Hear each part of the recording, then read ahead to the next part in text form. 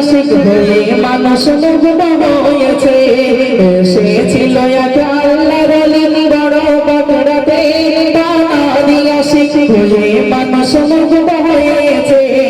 কেউ জানে না তার পিতার বাড়ি কোথায় ছিল, শুধু জানে আল্লাহর ওলি বড় ভাতিজা ছিল।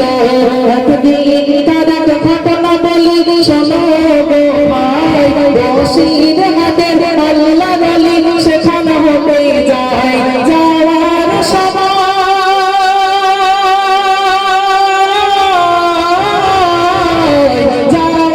সময় বলেন তিনি শোনো গো ভাই, শুয়ে আছে আল্লাহর ওলি দেখিতে আমি পাই। এসেছিল এক আল্লাহর ওলি বড় বকরাতে, তারই আশিক হয়ে মানুষ মুগ্ধ হয়েছে।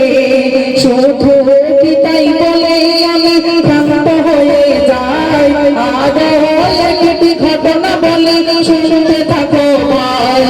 রাস্তা রওজার পাঁচিল ভাঙবে বলে ছবি করতে যাই, ছবিতে আবার কিছু আসেনি, আসিল ধোঁয়াশায়।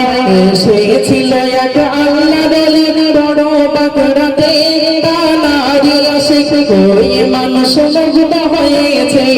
সরকারি এক লোক আসিল রাস্তা করতে তাই, রওজার পাঁচিল ভাঙবে বলে ছবি করতে যায়। ছবিতে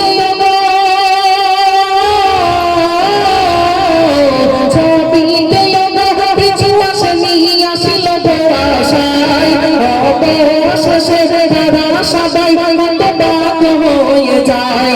এসেছিল এক আল্লাহর ওলি বড় বকরাতে, তারই আশিক হয়ে মানুষ মুগ্ধ হয়েছে। তারই স্মরণীয় মেহফিলটা এই বড় বড় মানুষ সাজায় প্রত্যেক বছর। আল্লাহ আমাদের এই মেহফিলটাকে কবুল করুন এবং কাল কিয়ামতের ময়দানে এই মেহফিল আমাদের জন্য নাজাতের ওসিলা করুন। বলুন আল্লাহুম্মা আমিন।